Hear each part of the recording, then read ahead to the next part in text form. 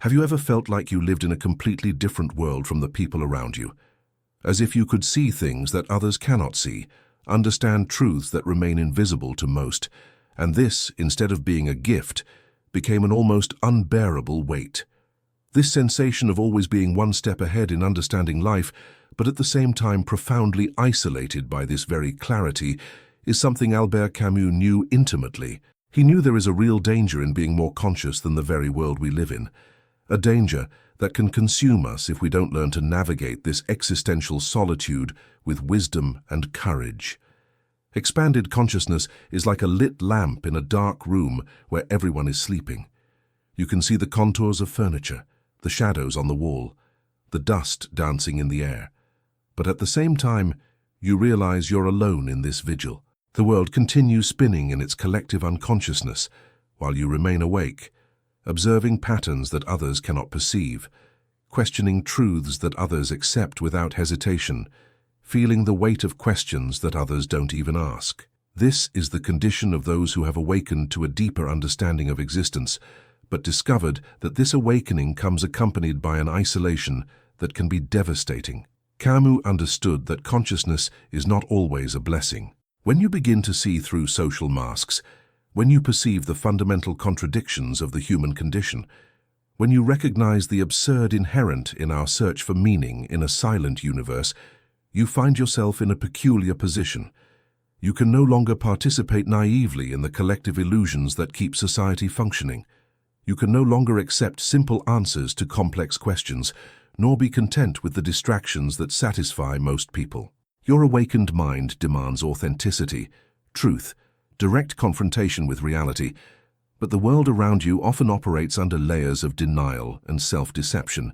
Imagine someone who works in a corporate environment, but who has developed an acute consciousness about power dynamics, the alienation of modern work, the way people become cogs in a machine they neither understand nor question. This person sees how colleagues engage in empty competitions, pursue goals that make no real sense, sacrifice their humanity in exchange for superficial recognition.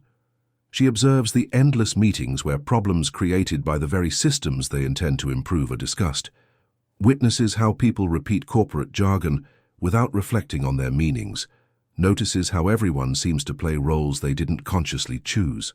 This consciousness doesn't bring immediate freedom. It first brings an even greater sense of imprisonment, because now she knows exactly where the bars of her cage are.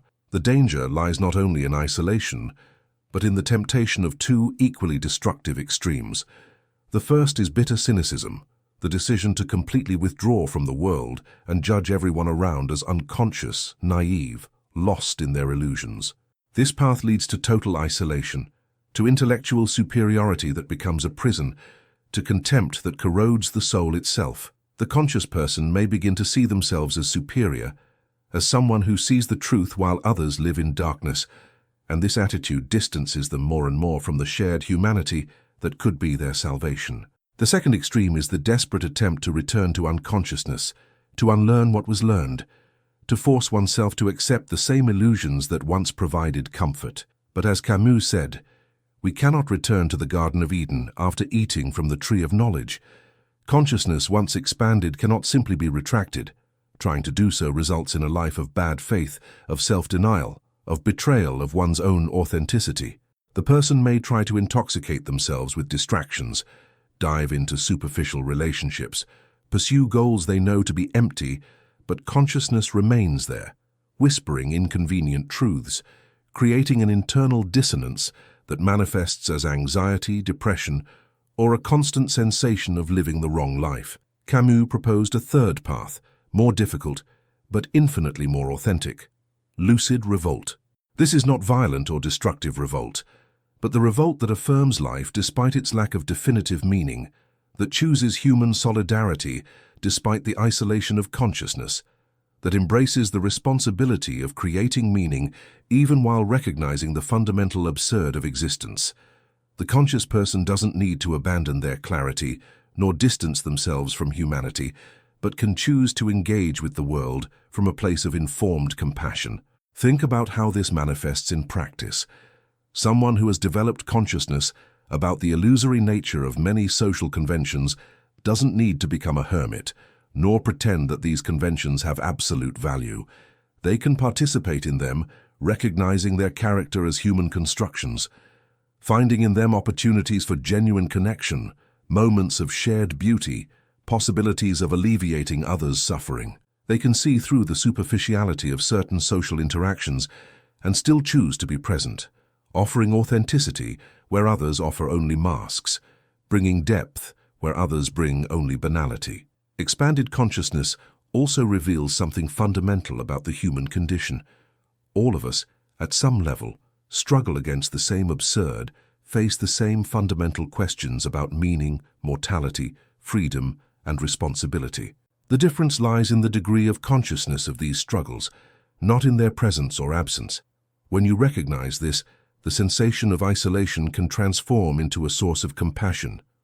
You realize that people aren't unconscious because they chose to be, but because full consciousness can be terrifying, and each person develops their defense mechanisms to make life bearable. Now let me ask you a direct question. Have you ever felt this isolation of expanded consciousness?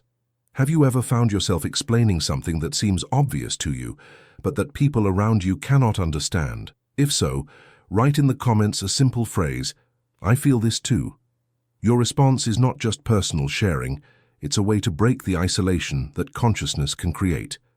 When we see that others go through the same experience, we discover we're not as alone as we thought. You're not alone in this, and your experience can help other people feel less isolated in their own journey of awakening.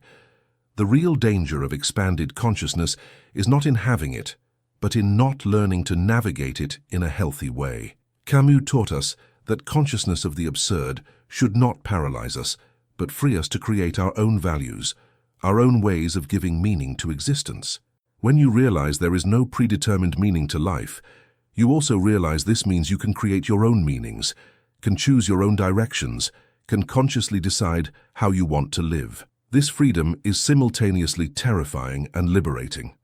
Terrifying because it removes the security of ready-made answers, of external authorities, of belief systems that tell us exactly what to do and how to live. Liberating because it returns total responsibility for our choices to us, allows us to live according to our deepest values, invites us to a radical authenticity that few can achieve. The conscious person no longer needs to live the life others expect of them, no longer needs to pursue goals that don't make sense to them, no longer needs to accept explanations that don't satisfy them. But this freedom comes with responsibility. When you recognize you can create your own values, you also recognize you're responsible for the consequences of your choices. You can no longer blame circumstances, society, other people for your decisions. This total responsibility can be overwhelming, especially when you realize your choices don't affect only you, but also all the people around you. Each action becomes a vote about what kind of world you want to create. Each word becomes a seed that can flourish into connection or isolation. Each gesture becomes an expression of your deepest values.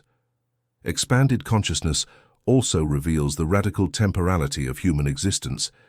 You viscerally perceive that time is limited, that each moment is unique and irretrievable, that death is not a distant abstraction, but a present reality that gives urgency and meaning to each choice. This perception can generate anxiety, but it can also be profoundly motivating. When you truly understand that your life is finite, each moment becomes more precious, each relationship more meaningful, each experience more intense. Camus spoke about living with passion despite the absurd, about embracing the intensity of human experience, even knowing it's temporary and, ultimately, without guarantees of transcendent meaning. This doesn't mean living irresponsibly or hedonistically, but living fully, consciously engaged. It means consciously choosing how to invest your limited energy, with whom to share your precious time, what values to express through your actions. The solitude of consciousness can be transformed into creative solitude. When you accept that you may be more conscious than the world around you, you can also accept that this consciousness is your unique contribution to existence. You don't need to convince everyone to awaken at the same level as you, but you can use your consciousness to create art, to offer insights, to live exemplarily, to demonstrate that it's possible to face the truth about the human condition and still choose life, beauty, love, creation. Often the conscious person feels obligated to awaken others, to share their perceptions, to convince the world of the truth they've discovered. But Camus teaches us that each person has their own rhythm of awakening, their own needs for protection against truths that can be devastating if they arrive too early. The role of the conscious person is not to force awakening, but to be available for those who naturally seek more depth, more authenticity, more truth in their lives. This leads us to a more mature understanding of the difference between wisdom and knowledge. Knowledge is information, data, facts. Wisdom is knowing how to use this knowledge in a way that serves life, that promotes human flourishing, that creates more beauty and less suffering in the world. The truly conscious person is not content merely to see the truth, but learns to express it in a way that can be received and used by others in their own journey of discovery. If this content is resonating with you, if you feel you're part of this journey of conscious awakening, I would like to invite you to join our community here on the channel. I'm not just asking for a click on the subscribe button, but a commitment to your own journey of authenticity. Here we explore together these profound questions about existence, consciousness, and meaning. You don't need to face these reflections alone, and your unique perspective can enrich the discussions of the entire community. The experience of being more conscious than the world itself is neither a curse nor a blessing. It's simply a condition that requires wisdom to be navigated. Camus showed us that we can embrace this consciousness without becoming bitter, without distancing ourselves from humanity, without giving up on the beauty and connection that are still possible. We can see through illusions and still choose to participate in the human dance, recognize the absurd and still create art, accept our mortality and still love deeply. The secret lies in understanding that consciousness doesn't make us superior to others, just different. It gives us special responsibilities, unique opportunities to contribute to human flourishing, chances to create bridges between difficult truth and the human need for hope and meaning. The conscious person can be a translator, someone who helps others process complex truths in a way that doesn't destroy them, but strengthens them. In the end, the danger of being more conscious than the world itself doesn't lie in consciousness itself, but in not learning to carry this consciousness with grace, compassion, and wisdom.